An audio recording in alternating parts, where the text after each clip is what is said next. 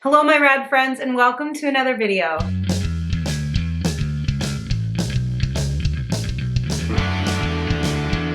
Today's video is going to be about me transforming from my normal sort of like rock and roll style into Japanese Lolita fashion. I got into Lolita fashion a few years ago and it's sort of something I do on the side, separate from my everyday wardrobe, although sometimes a few of like the cardigans and hats or something might work their way into my regular wardrobe.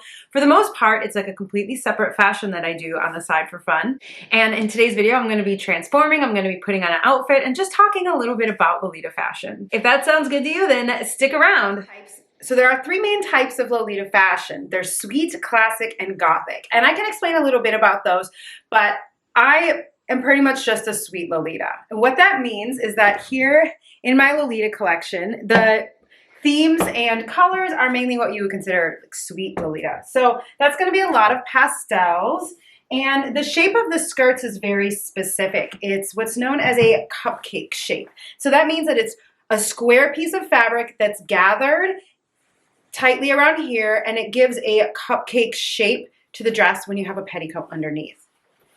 Also, the themes are quite sweet, literally sweet. There's often ice cream cones, but there's also things like bears and bunnies and ponies and things that are very sweet, right? I do have a couple classic dresses, and they're built a little differently. So you can see there's not gathering here. They lay straighter and they're mostly what's called an A-line dress. And that means that with a petticoat on, the shape of the dress is A-line. And they also tend to be in darker colors, browns, beiges are more common than white, although this one is white. And it's just a different sort of vibe, and you style it, your hair and your makeup and such are styled very differently. That's not to say sweet Lolita things can't come in brown and beige. For instance, this dress is beige with brown teddy bears on it, but it's the cupcake shape, and the motif of the teddy bears is very sweet and more cutesy. I don't really have anything gothic to show you.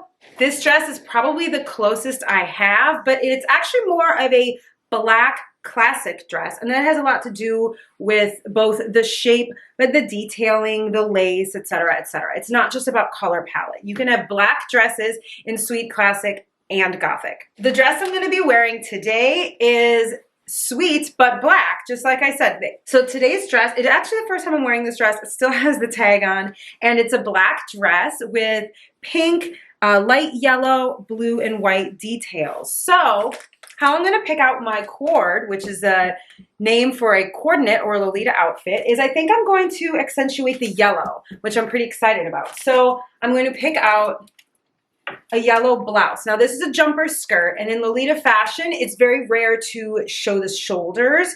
Everything's going to want to be covered. It's a very covered up fashion, and I think I'm going to also I'm going to put this blouse with it. So the dress will go on top of the blouse like this, and you'll have this like cutesy Peter Pan collar, and it'll be really cute. Color balance is super important in Lolita fashion, so since I'll be wearing knee socks, because like I said, it's a very covered up fashion. You always want to have like your pretty much everything covered. So my legs and my shoulders are covered. I'm going to be wearing socks.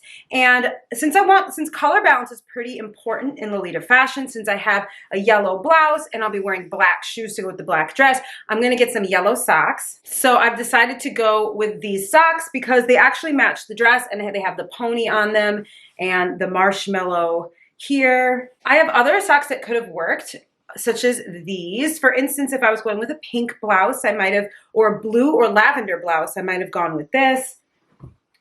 Or if I was doing a pink blouse, I could have gone with these. There's a lot of different options, but I'm going to go with the yellow socks to match the yellow blouse. So I'm going to put the basic outfit on, and then I'm going to do my hair and makeup. Before I go any further dressing, I wanted to pause at this point in dressing. This is basically my Lolita underwear. I've got the blouse on, and yes, it is a little tight in the bust, and we're going to talk about sizing when I'm like chit-chatting while I'm putting on my makeup.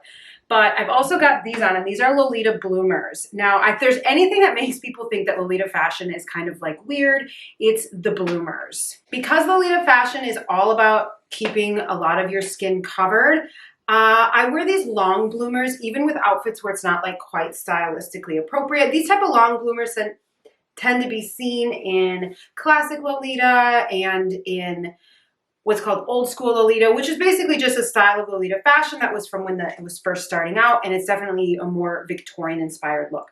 But I wear these because I'm tall. I'm about 5'7", and a lot of the Lolita fashion, seeing as most of it's made in Japan, is made for an average height of like 5'1", 5'2", and the skirts, once you have a petticoat on, can be quite short on me. So I wear them with long bloomers. Now we come to the petticoat, and as you can see, this is what's called a cupcake petticoat. It gives this sort of bell-shaped. I do have an A-line petticoat for when I wear more classic dresses, but this is my poofiest cupcake petticoat.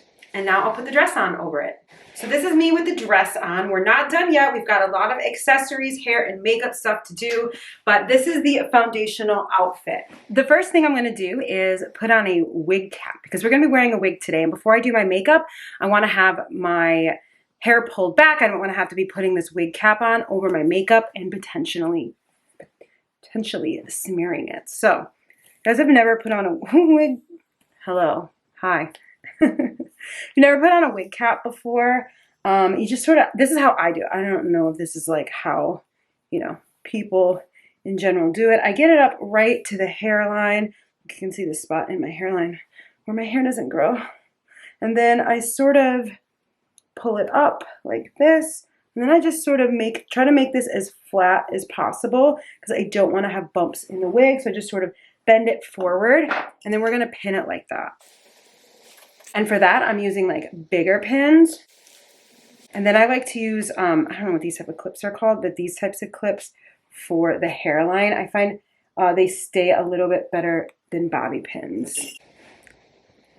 Anyway, I think that's good. So let's move on to makeup. Okay, so how I got into Lolita fashion was that I had a friend, a really good friend who was into it. And if you watch the first video on my channel where I'm like, welcome to my channel, I'm on a fashion journey and here's why, you'll know that I had like moved to the suburbs from a more like downtown neighborhood in Capitol Hill in Seattle. And I was in my early 30s and I was really like searching around for a new kind of like to update my fashion. Like I was still dressing very tough, which I had started doing because I lived somewhere where I was walking around a lot late at night and I was getting like harassed. I got mugged. So I started dressing like really tough and that was great. I loved it. But once I moved to the suburbs, I was like older. I was feeling more grown up and I wanted to dress more grown up. I wanted to wear like clothes that were still me, but better quality. And I was just like very lost fashion wise. And so I was like experimenting with a lot of different things.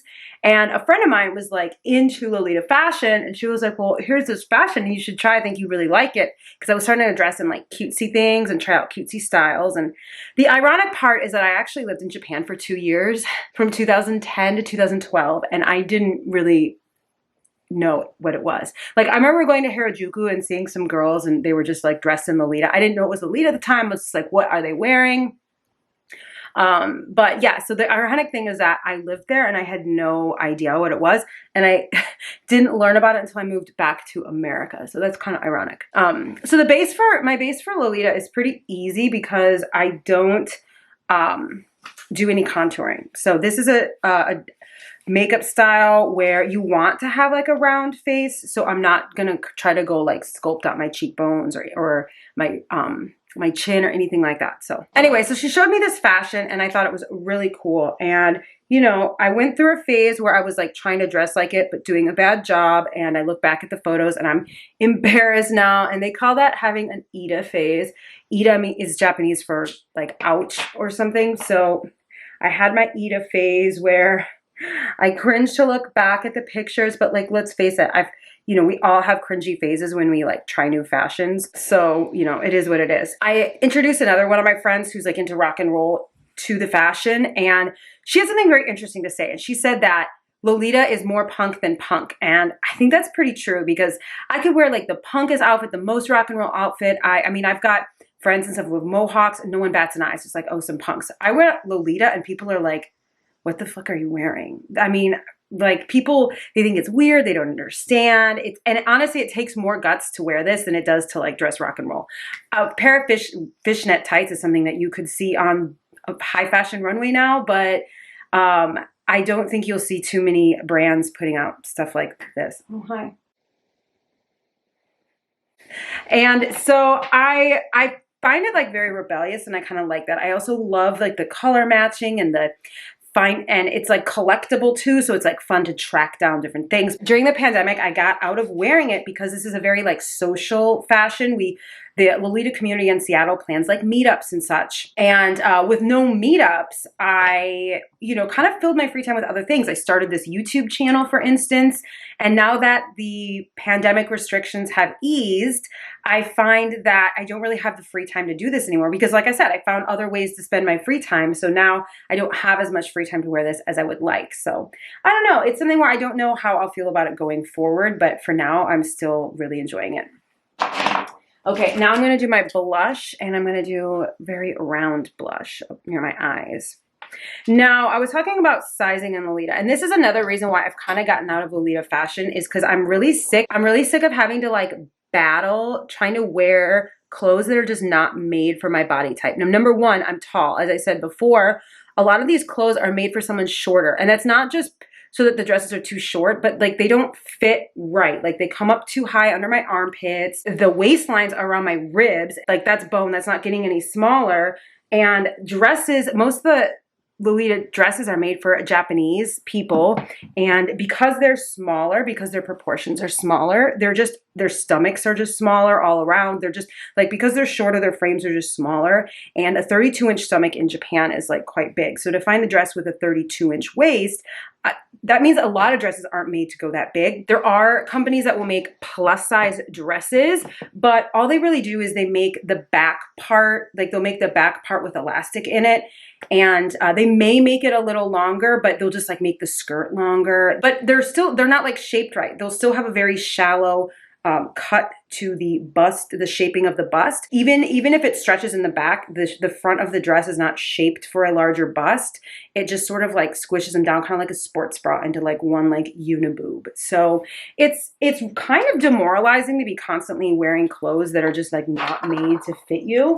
And so it's kind of like gotten me out of wearing Japanese fashion. Like I was having struggles finding dresses, and I thought maybe I haven't found the right dress. And the more I wore it and the more I like really understood about clothes in general, I actually learned a lot about clothing in general, trying to work through my clothing issues with Lolita clothing. That's what made me realize that a lot of the problems I was having with Western clothing was because they were too short. 5'7" isn't tall, but when the average height is 5'4", what that means is that I'm a little taller than average. So a lot of the problems I have with clothes over here is that they're too short, but I didn't realize it because they were only too short by maybe an inch or so. So I didn't quite recognize it. It took me having the same fit issues in Japanese clothing, but like exaggerated because they were 6 inches too short, to realize that the height was the problem. So I've actually learned a lot about clothing, a lot about construction, a lot about different fabrics by getting into Lolita fashion, because this is something that a lot of Lolitas deal with. So there's pluses and minuses to things not working out with me and Lolita clothes. So now the type of sweet Lolita I'm wearing today it's OTT because it's over the top. It's super sweet. And I'm wearing this like very heavy makeup look today. Well, somewhat heavy makeup look today. When I wear sweet Lolita that's like more toned down, especially if it's like the beige colors or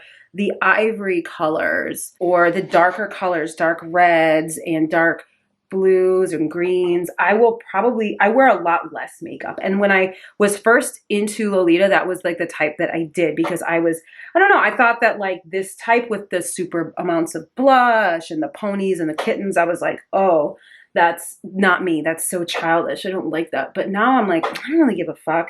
I have a lot of fun and it's like cutesy and I really enjoy it. So who cares? Now I'm getting ready to start my eyes and I made a like fake dupe up of the Natasha Denona pastel palette. I made a video about it if you guys want to watch it because I really want it, but I'm trying not to buy anything. So I'm using this today and my friend gave me this really cool magnetic palette to put it in on its own. So I'm excited about that. So that's what I'm going to be using today. I'm going to be doing a pastel eye look. So the roots of Japanese fashion are actually really fascinating. They started with, it was actually kind of a feminist movement and it kind of tied into the whole kawaii scene as part of a larger like rebellious movement in Japan, which is interesting. Japan for a long time had really strict roles for women, but Lolita fashion came about as a way of protest because basically women were treated as they were their father's daughters, and then they had to go to college, and then as soon as they graduated college, they were like, well, you're a woman now, and now you're going to be someone's wife and a mother. And so Lolita fashion and cutesy stuff in general became a way to hold on to girlhood and independence, because once you were no longer a girl, you were supposed to be basically a wife and a mom. So it was holding on to girlhood, and like kawaii, cutesy things like that in general was a form of rebellion. The Lolita fashion just really came about as a way of protest. And the early Lolita fashion looks like, it's very like Victorian inspired, or Marie Antoinette. From there, even the old school type of Lolita fashion still had the gothic, still had the sweet, still had the classic, but they were much more similar.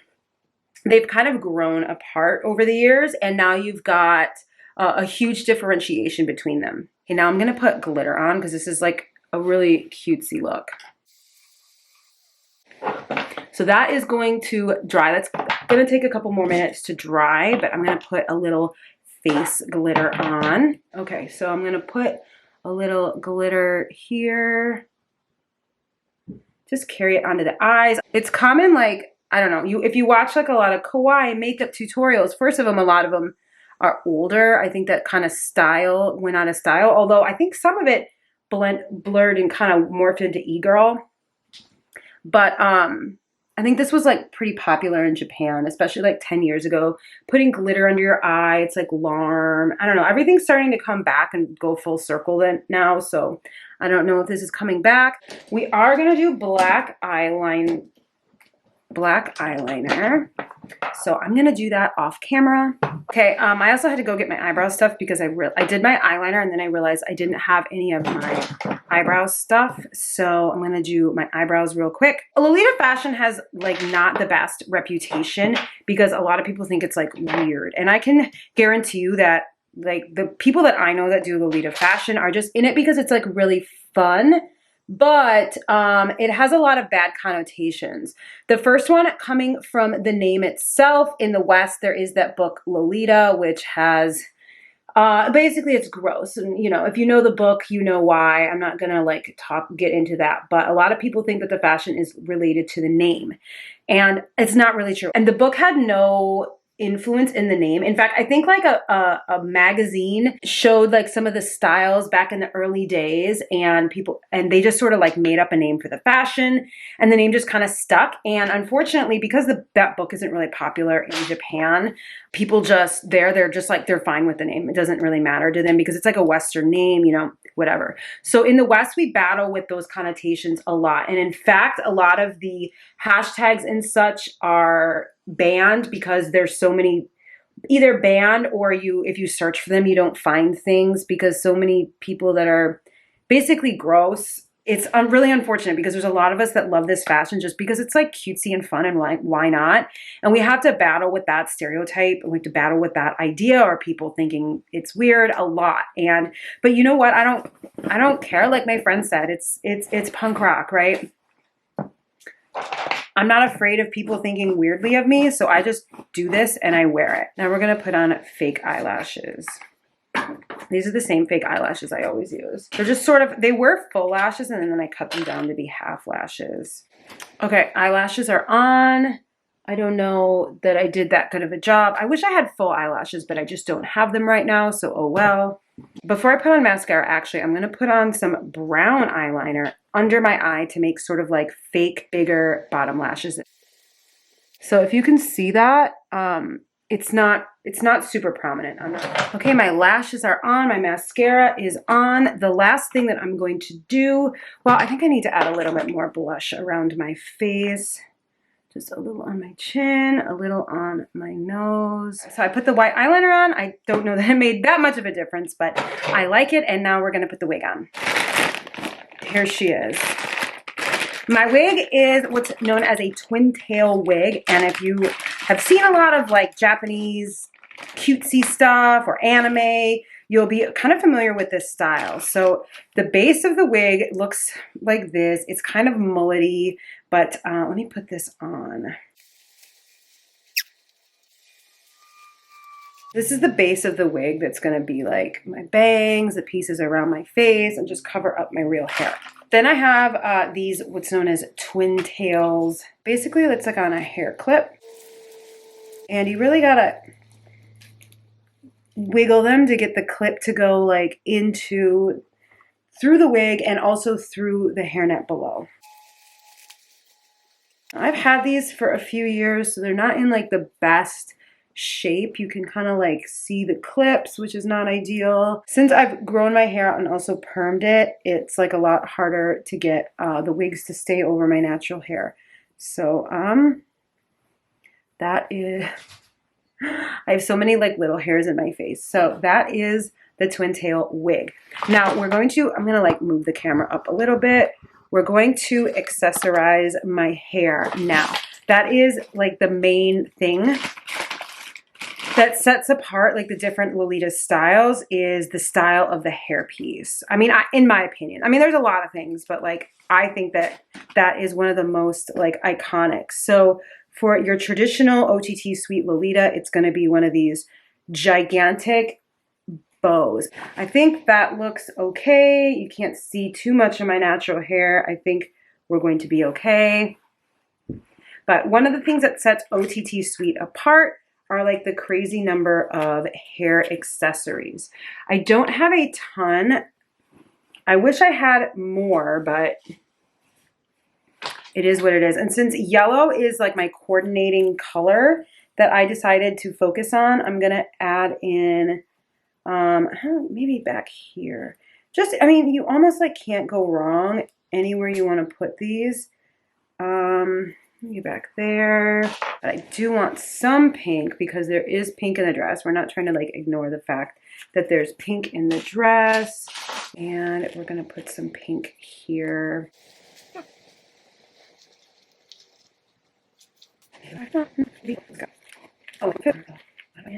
Lots of bows.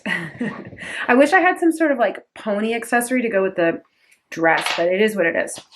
Now, I also really like to put something on the lapels. It's just like my thing. So I do have this, and it has a lot of yellow in it, but let's bring you guys down so you can see my chest a little more. I am planning on wearing a necklace, so we'll put this on for now. I also have this, which is what I put on a lot, but I think I like that. And I have these cutesy hanging earrings. I think they kind of match the design of the dress with like these falling marshmallows. These kind of look like marshmallows.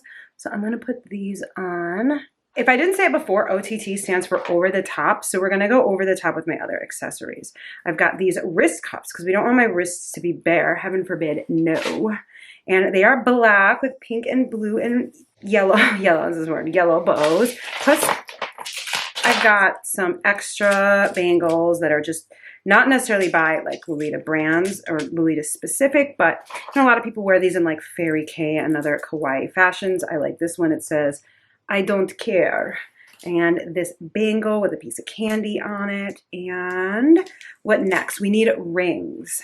So I have this one of a little bunny that I think I like because it's yellow. So we'll wear that today. I also have this like rainbow one that I literally got from Claire's in like 1998 when these plastic rings were in style like the first time around.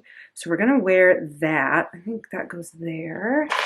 And I think this star is pretty cute. The star can go here. This one can maybe go here. And then I think the last thing I want to try to decide on is a necklace. I have two choices. I've got this bunny in terms of, I tried to find something that went with the outfit. I've got this star and I've got this bunny.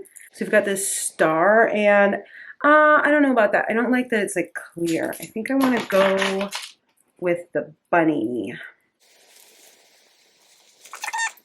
I don't know. See, now this is why I wasn't sure about this because it kind of interferes with the bunny, but I think that's okay. I think it's really fun. Okay, we've got our accessories. Now I'm gonna do the big reveal. Okay, you guys, here is the final look. I put some lip gloss on because I realized I didn't put on any lip product, but here she is. Here's the final look. And I really love it. This is so much fun to me, and I wish that I had somewhere to go right now, but unfortunately, I'm gonna have to take this all off to go to work. But if I was cold in this, I have even more things you can layer on top of it. My favorite thing to layer is a cardigan, and I've got this really cute cardigan that has carnival ponies, which match the dress. So this is probably what I would actually go out in.